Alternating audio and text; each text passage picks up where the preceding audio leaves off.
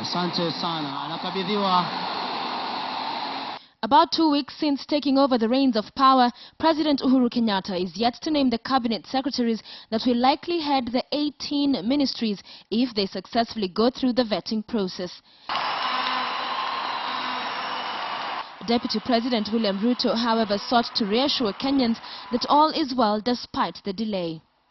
You all know that he has an assignment that he has to finalize shortly, that the country is waiting for a new government, and therefore he is engrossed in the examination of assembling a cabinet for our country.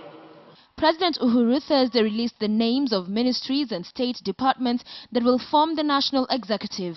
The 18 new ministries are a significant drop from the 44 ministries in the immediate former regime, and 4 less than the constitutional cap on the number of ministries allowed.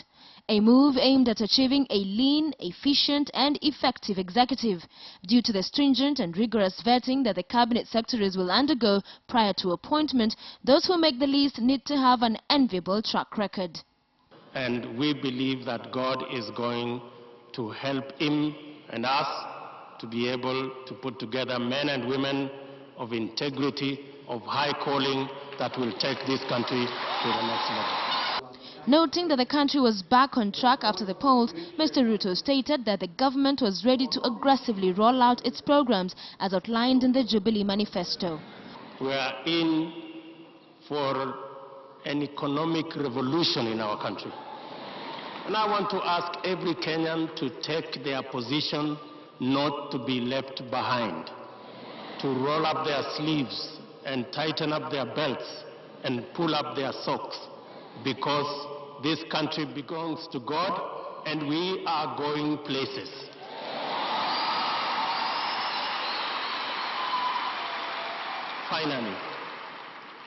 Finally, I want to ask you, Christians in our country, to pray for our nation so that in all the challenges that face us, whether it is the floods or the Al-Shabaab or insecurity, that we will see the hand of God in what government is going to do.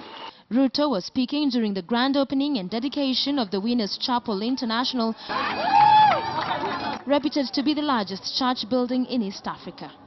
That there's a wall of fire around the upright. So godliness entitles you to divine protection. Dedication entitles us to divine protection. And I don't care how much arsenals anybody may have, except the Lord keeps the house. The watchmen are away but in vain. Sophia Wanuna, KTN.